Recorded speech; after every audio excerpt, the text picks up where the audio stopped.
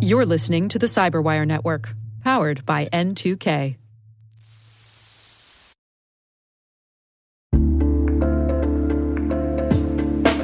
Attention all security professionals.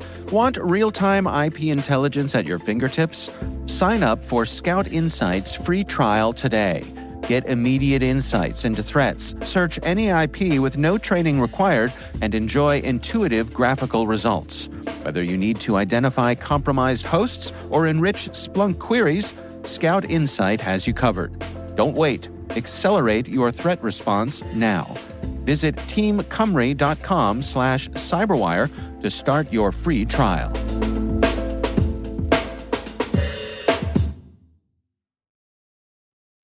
Hey everybody, Rick here.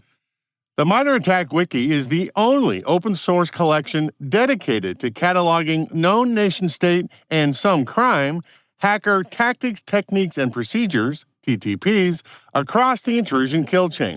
I've been a fan of it for over a decade now. My old intelligence director, Ryan Olson, introduced me to it when we founded the Palo Alto Network's public-facing intelligence team, Unit 42. It took a while for Ryan to get it through my thick head, the immense potential value of the MITRE intelligence collection to anybody pursuing the intrusion kill chain prevention strategy. But once I got it, it was like inserting the last piece into a very large puzzle.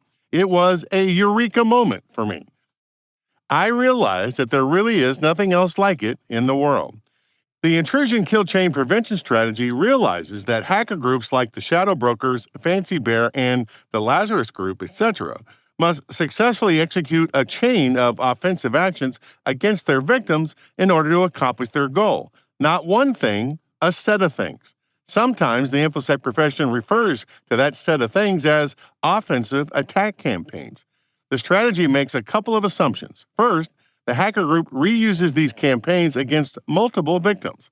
They don't build it, use it once, throw it away, and then build another one. That would be wasteful. Which brings us to the second assumption. Designing, building, and deploying attack campaigns is expensive in terms of the people, process, technology triad. Hacker groups are reluctant to abandon a good one, which is good news for the good guys. Analysts studying attack campaigns can loosely categorize subsets of the campaign into stages of malicious activity, like delivery, installation, exploitation, command and control, lateral movement, etc. With that categorization, analysts can then design and deploy prevention and detection controls for one or more of the TTPs in that attack stage. When the Fancy Bear hackers run into one of our blocks, they don't throw the entire campaign out, see Assumption 1, they pivot. They try to find a way around that one block. Even if they are successful, though, they develop some new thing in the exploitation stage, let's say, something that the good guys have never seen before, some new code that we don't have a prevention control for yet. It doesn't guarantee Fancy Bear's success because the good guys have deployed other prevention controls in other stages in the attack sequence. Those controls will defeat the adversary. The more controls you put in place for each stage reduces the probability of a material cyber event to your organization from the hacker campaign. If the key defensive strategy for your InfoSec program is the intrusion kill chain prevention strategy, see my First Principles book for a deeper explanation, you have to be using the MITRE ATT&CK Framework Wiki or something very similar that you either built yourself or you paid for. Over the years, I became one of its biggest unofficial evangelists, as I was out and about speaking at conferences and talking to security professionals of all stripes. When I met with the MITRE people about it, I kept quietly suggesting that they should give me a commission for my support. I'm still waiting to hear back. MITRE, if you're listening, send checks to the Rick Howard Bermuda Islands Retirement Fund.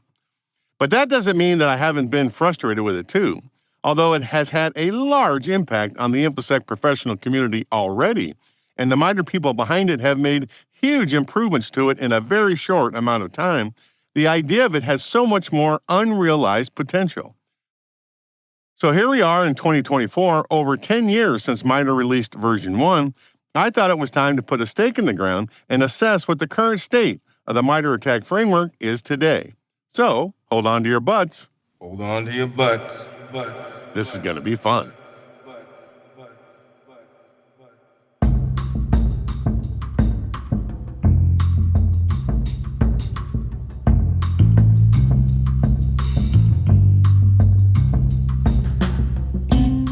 My name is Rick Howard, and I'm broadcasting from N2K Cyber's secret Sanctum Sanctorum studios located underwater somewhere along the Patapsco River near Baltimore Harbor, Maryland, in the good old US of A. And you're listening to CSO Perspectives, my podcast about the ideas, strategies, and technologies that senior security executives wrestle with on a daily basis.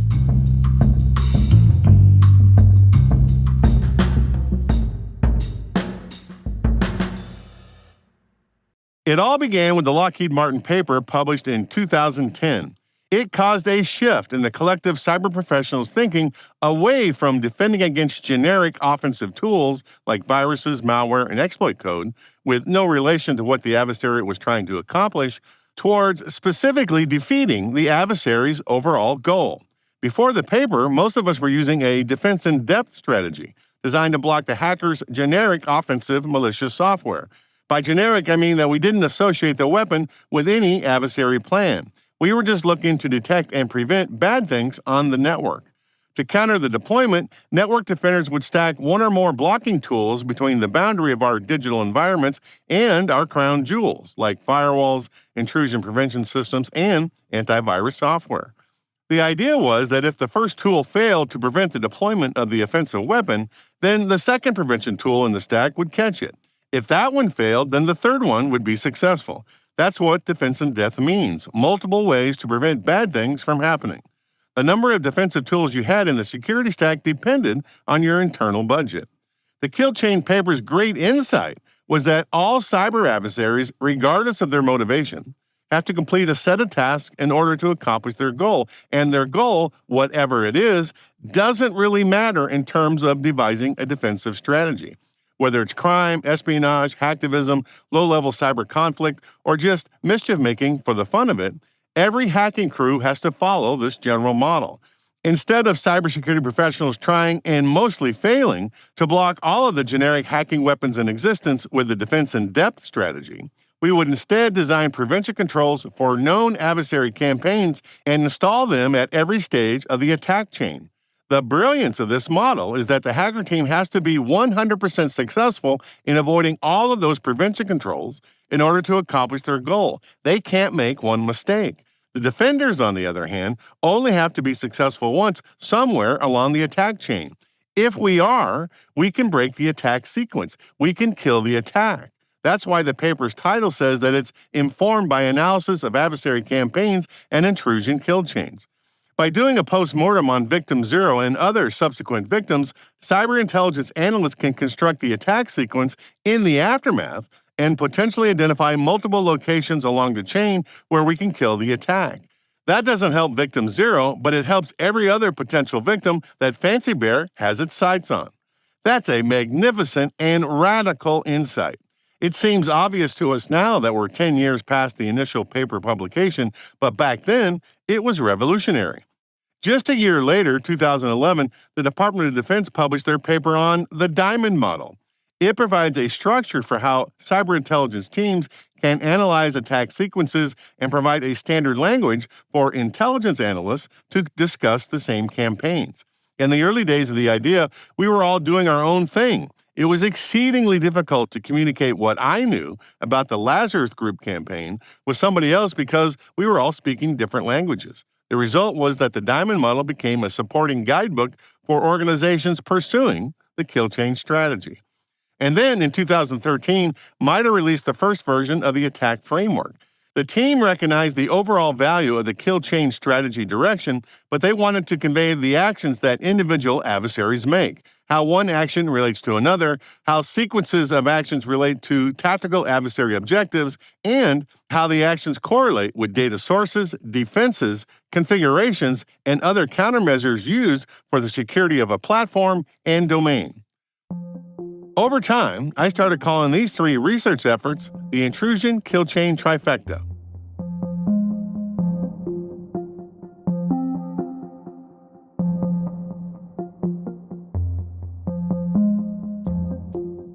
When we first started doing this podcast back in 2020, the intrusion kill chain prevention strategy was one of the first topics we covered.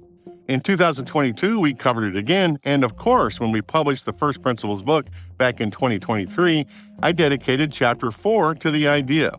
In the book and the podcast, I made the case about why these three research efforts should be considered collectively and not separately. They are three significant elements coming together. One is a strategy document, the Lockheed Martin paper. One is an operational construct for defensive action, the MITRE framework.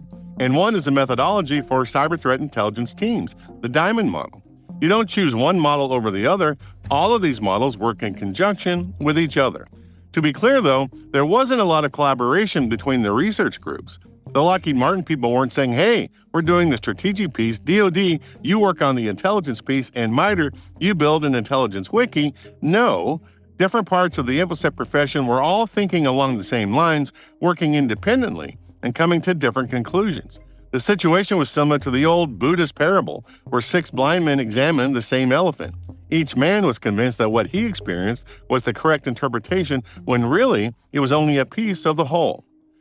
Frank Duff is the Chief Innovation Officer at a startup called Tidal Cyber. Their mission is to make it practical and affordable for all enterprises to adopt MITRE ATT&CK. And full disclosure here, I advise Tidal Cyber, so take whatever I say here with a grain of salt. Before Tidal Cyber, though, Frank spent 20 years working for MITRE and the last 10 years supporting the ATT&CK project. Here's Frank.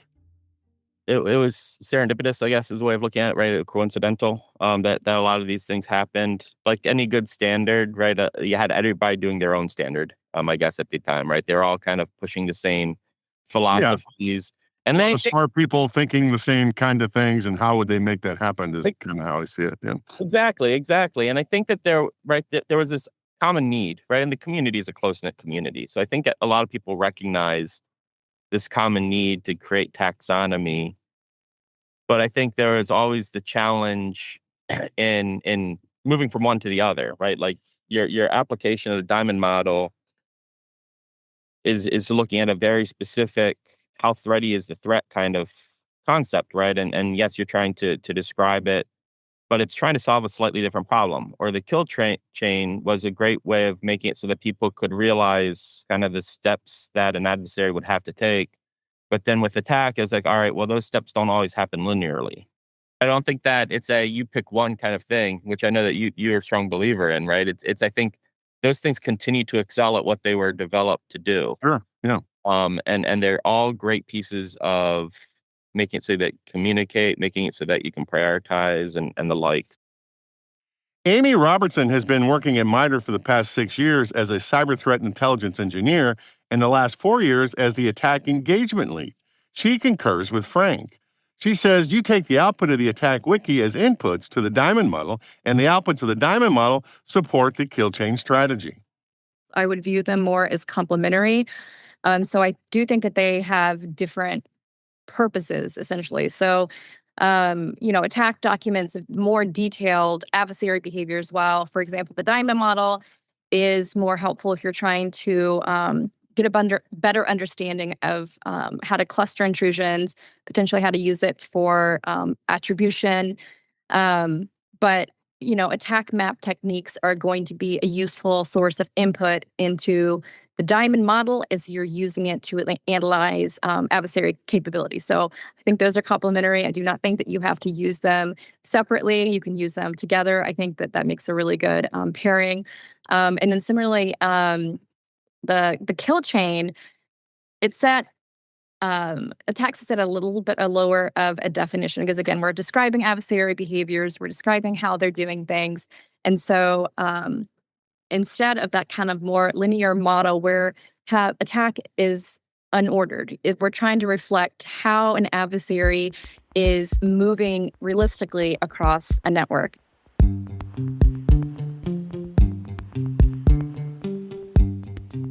The question then is, where do most of us get the threat intelligence that will inform us about known attack sequences? Well, you can develop it yourself by using the Diamond model and reading thousands of security vendor intelligence blogs about this adversary campaign or that one, like the latest ESET report on the Chinese hacker group Mustang Panda, running attack campaigns against the shipping industry in Europe.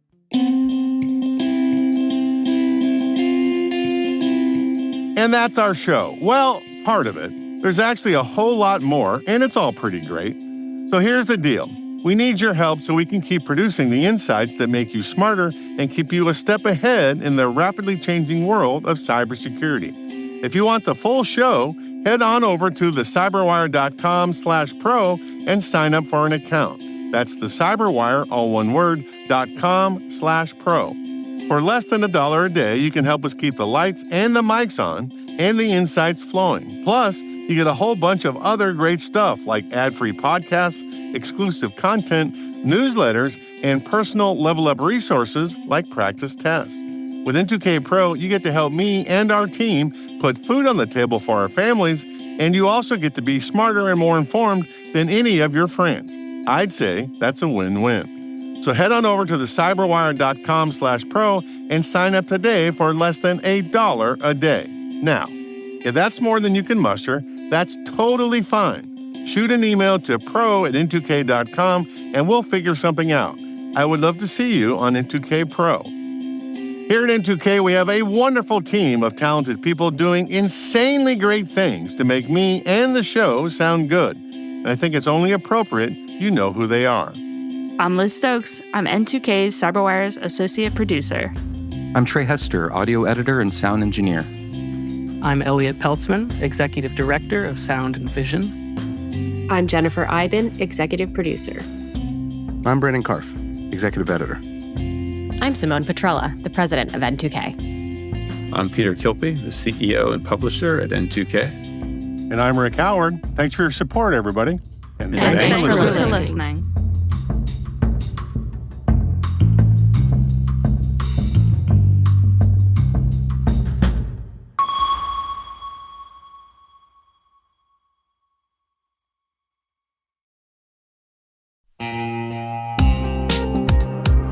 This September 18th and 19th in Denver, a tight community of leading experts is gathering to tackle the toughest cybersecurity challenges we face.